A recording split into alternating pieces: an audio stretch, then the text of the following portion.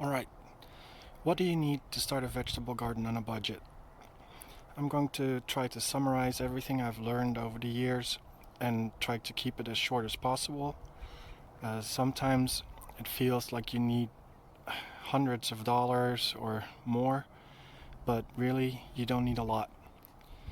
First of all, you need a place to grow that gets sun. So if you have a yard like me, that's easy. You can look where you have, especially if you have tall trees like this, where how does the sun track through the year or through the day, and keep in mind that these trees will have leaves in a few months, so they're gonna cast shade. At the same time, the sun is gonna be higher up, and you can look all this up. On Google and stuff, you can look up how the sun tracks for your region. There are even apps for that. You don't have to use raised beds.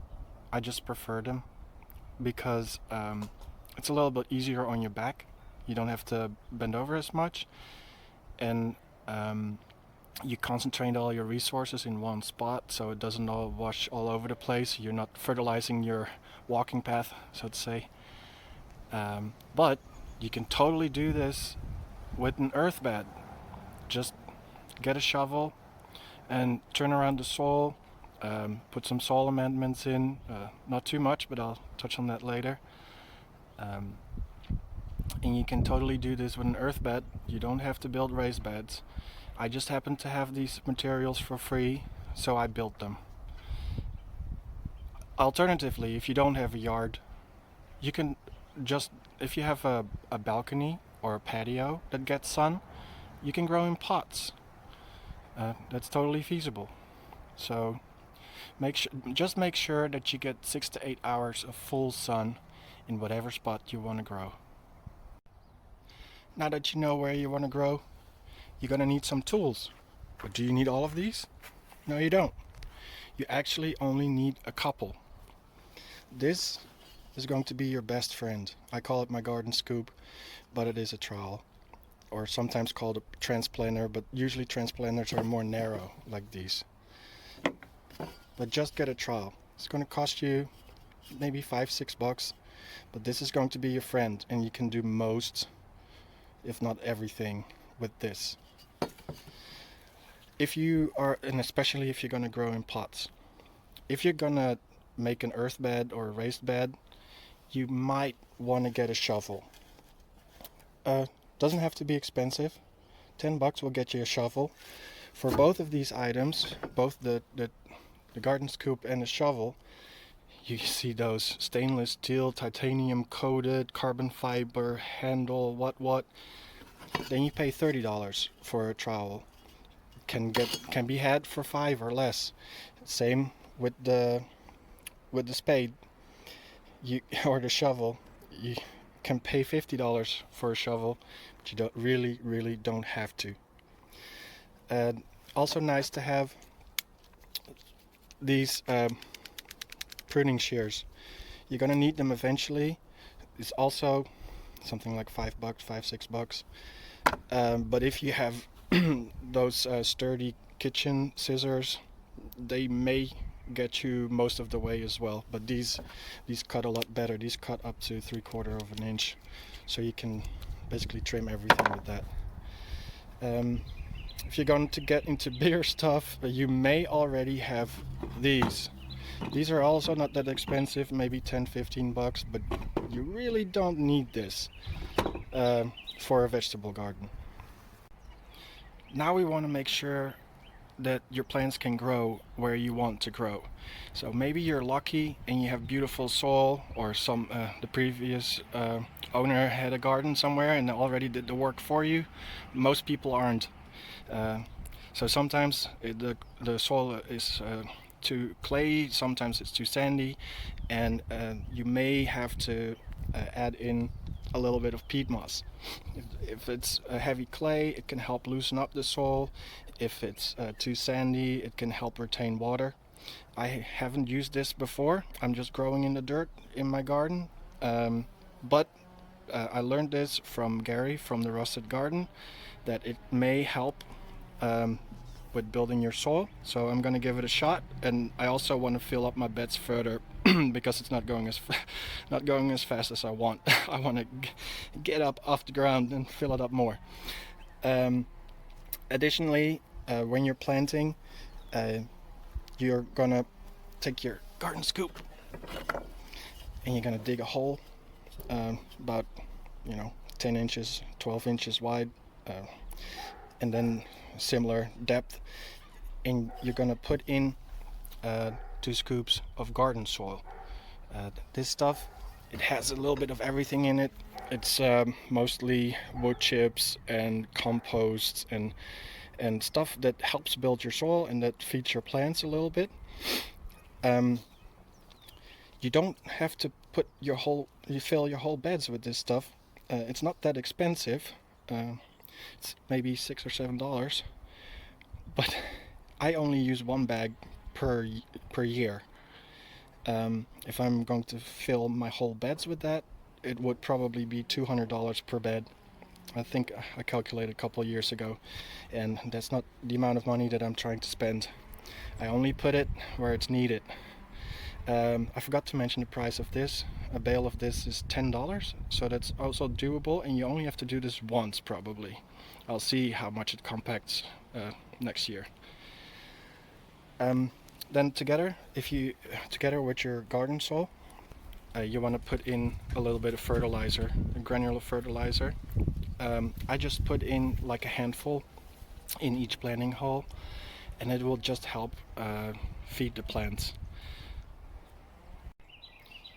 Your plants are also going to need water, so a watering can, somewhere between $5 and $10, is essential.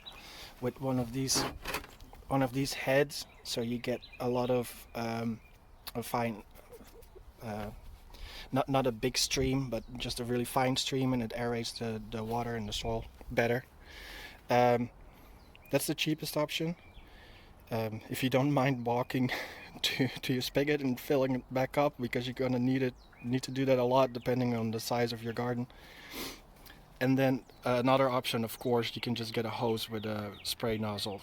Just make sure that you have some kind of mist setting or like a rain shower setting or whatever they call it, so you don't wash away all the seeds and disturb the soil. Just water it gently. It is nice to have a wheelbarrow in the garden, but wheelbarrows can get really expensive. I just have a used hand-me-down beat-up one, so this one was also free, and it was broken, so I had to repair the handle so I could use it. But most things that you can do with a wheelbarrow, you can also do just with a simple bucket. You can just get one of these for $5 or something, or maybe you just have some laying around. I wouldn't use the right one because if you recognize that handle, that's used for the surprises that my dog leaves in the garden. So separate the two. Use the left one is for the gardening stuff, so all your trimmings can go in there if you need to move some dirt or soil and you need to move some stuff around. Most of the things you can do with a bucket, and it's easier with a wheelbarrow sometimes, but you really don't have to, depending on your scale. Okay, now your plants are growing. What do you need next? You're probably gonna need some string and some sticks. You can just get these bamboo sticks at places like Home Depot. They're not that expensive, but they're about $1 a piece or something. So sometimes it's worth just looking around your yard if you have something laying around that can do the same job. The bamboo sticks will not work for indeterminate tomatoes. I found out that the tomatoes get too big, too heavy, and they will just bend or break or pull out the bamboo sticks. You need something better. One of the channels I watch a lot, Am I Gardener, uses these 1x2s and just make a point on it and just stake them into the ground, and he ties his tomatoes to that. I don't do that. I don't know. Well, I didn't want to put a bunch of 1x2s in the garden because I still don't trust it will be strong enough. So I got fence posts. These T-posts that you see in the right bed. You can put them as deep as you want. They're made out of steel. They have these notches that you can put strings on, and that's how I tie my plants. It's one of the sturdiest ways, I think. Now we're getting a little bit ahead because eventually you may run into trouble. You may run into some nutrient deficiencies, or you need some extra fertilizer, or you need to give them a boost, or you're gonna have pests.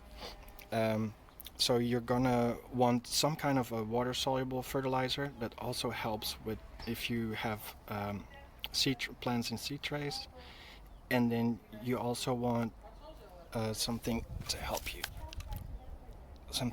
you with pests. Neem oil, loads of channels use neem oil. It's good for almost anything. So now that you have your beds, your soil amendments, and your tools, what's next? We need to grow something. You can go two ways. You can buy plants at box stores like Home Depot and Walmart, and you can buy them anywhere, Tractor Supply. You can buy plants, but as you will find out, they're about $3 or $4 a piece. So if you just have a tiny garden and you just have like maybe 1 or 2 tomatoes, 1 or 2 peppers, and a little bit of herbs, maybe you want to go that way. If you want to do a little bit more, it's soon going to pay off to just start by seed, because you can get a pack of seeds for $1 or $2, depending on what it is and where you buy it. I have grouped my seeds right here. This helps me organize. These are mostly radishes and lettuces, and they can go out in the early spring. They should be out right now, but I'm busy making a video. Then you have your herbs and all kinds of herbs, and they take a little bit longer. You should start those about 8 to 10 weeks before your first or your last frost date. But I don't want to complicate things, and I don't want to keep track of each and every plant. So March 1st is when I plant, because it's 6 weeks before my last frost. And in 6 to 8 weeks, I'm going to put everything outside that's ready to go, and they can stay in the trays a little bit longer if need be. Then you have your tomatoes and your peppers. Again, tomatoes is 6 to 8 weeks. Peppers is a little bit longer. It's like 10 to 12 weeks. Again, I don't want to complicate things. I just do it all March 1st. Then you have your squashes and your cucumbers and stuff like that. They grow really fast. Once they start growing, probably in 1 or 2 weeks, you want them outdoors because they're getting too big for inside. So I start those 2 weeks before my last frost. You should technically do 3 to 4 weeks, but I'm playing it a little bit safe. If April 15th the weather isn't right, or we get a little bit more cold, or it's not great conditions, then I can just keep them inside 1 or 2 weeks longer, and otherwise I'm just going to put them in the end of April. And then last, these are mostly flowers, and if you look at the back of those packs, they will tell you, all these packs have the information when you can plant in your region. Most flowers I found, just reading the pack, they go outside directly. So I'm not starting those from seed at all. Now, if you're starting from seed, you're gonna need some seed trays. So this happens to be the dome of a seed tray, because the tray itself, those black ones that are the same shape, they're in use right now. But this is just for illustration. And you can use them. You can use them as well to put more plants in. And they usually come with these types of packs, these seed packs, and they have holes in the bottom. The holes are so that you water in the tray, and then the plants can suck it up from underneath. You will always water from the bottom so that you don't get all kinds of diseases and algae and stuff on the top. And then you want to label. I just have a big bag of popsicle sticks. Um, I think that's easy and cheap. And then you're gonna fill those trays with something, so you just get a bag of seed starting mix. That's about $6 or $7 or something for the seed starting mix, and that's for me. That's enough to start 2 full seed trays, and a little bit extra that I'm going to need for the squashes and the cucumbers. Oh, I didn't mention these trays usually. So I used to have 72 cell trays, but the cells I find they're too small. I need to pot up, and it's too much mess. So I'm now for this year I'm switching to bigger cells, and so I'm gonna have 36 cells in each tray. You can also buy them like that already, so you don't have to order a stack of these from Amazon. And that stack, by the way, is going to last me probably 5 or 6 years, and it cost me, I think, $15 or $20. So that was worth it for me because I already had the flats, and I just needed the 6 packs, the bigger ones. Okay, yeah, you need to water, of course. And how are you going to do that? Well, you can just run back and forth to the kitchen and get a cup of water, but you probably have something like a watering can like this for your indoor plants already. It's probably $5. All right, now there's one more thing that you need. That's to click that button. No, just kidding. You need to put your seed somewhere. So what am I doing? I have a south-facing window. In fact, I have 3 here, and I just put them behind my TV.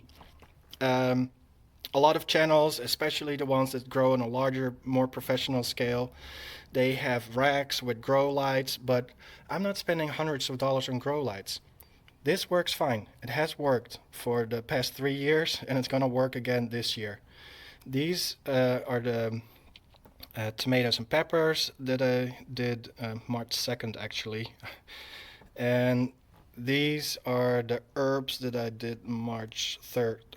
I had to fit it in after work, and was a lot of work. Also, just I don't know if this is actually worth anything, but I just took some pieces of cardboard and glued some tinfoil to those pieces to just get a little bit extra sunlight in there. And one thing that I do notice, and yes, those bigger channels are right, if you grow them in front of a window, they will start to reach towards the sun.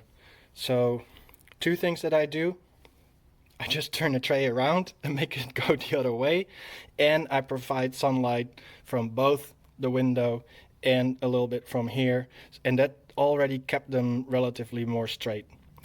Another thing that I do is to not have to harden the plants off before I put them in the garden, because sometimes what most people do, they grow them up and they're all big and pretty inside, and then they want to put them outside, but then you have to get them used to the UV rays from sunlight and the wind and everything, and your plants need some time to adjust.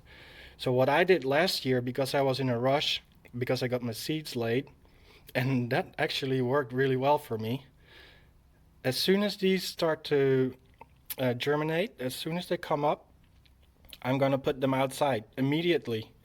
So all the leaves that will form, they will already be ready. So by the time that I want to put them in the garden, they're ready to go. So now let's add it all up. Space to grow, to get sun. It's mostly free. You already have it. If you start an earth bed, that's free. Raised bed, if you can. You can build them, and you can build them for free. Otherwise, you have the cost of wood, then it can get really expensive really quick. But you know, if someone is tearing down a fence like I had, or you can get pallets and build it out of pellet wood. You can build raised beds for free, but you definitely don't have to build them. Pots, they will cost a few dollars, but try to reuse and recycle. A lot of gardeners just throw those things away that they get their plants in, and you may be able to use them. Basic tools. So it's going to be your garden scoop. It's going to be $5. Your shovel, $10. Pruning shears, $5. Watering can, $5. Twine or string, $5. Most sticks for small plants, they're, well, at least in my yard, they're free because they just keep dropping from the sky. So for something like a pepper or something small like beans or whatever, I can just use a stick that's just laying around. Furring strips, those 1x2 by 8 foot, they're about $2 a piece. So depending on how many tomatoes you want to grow, times $2. And T-posts are $5 each. But I don't have one T-post per tomato. I'm going to use string between those T-posts to do Florida weave, so I can fit 6 to 8 tomatoes on 3 of those T-posts. And also, those you only have to buy once because they will last forever, and that goes for most of these tools. Then you have your soil amendments, your garden soil, somewhere around $5 every year. Your fertilizer, $5 per year. Peat moss, $10 once per bed. Water soluble fertilizer, $5 to $10 you can get some. I hardly used any last year, so I guess this is gonna last me I don't know, 5 years or something. So I don't count that as a yearly investment.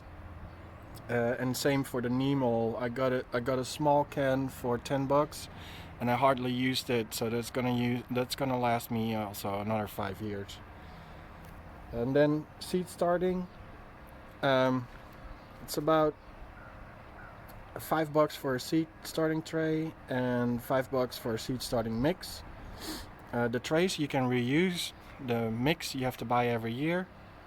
And then last thing, you need seeds, and they're about $1 or $2 per pack. So if you start small, you start with one tray.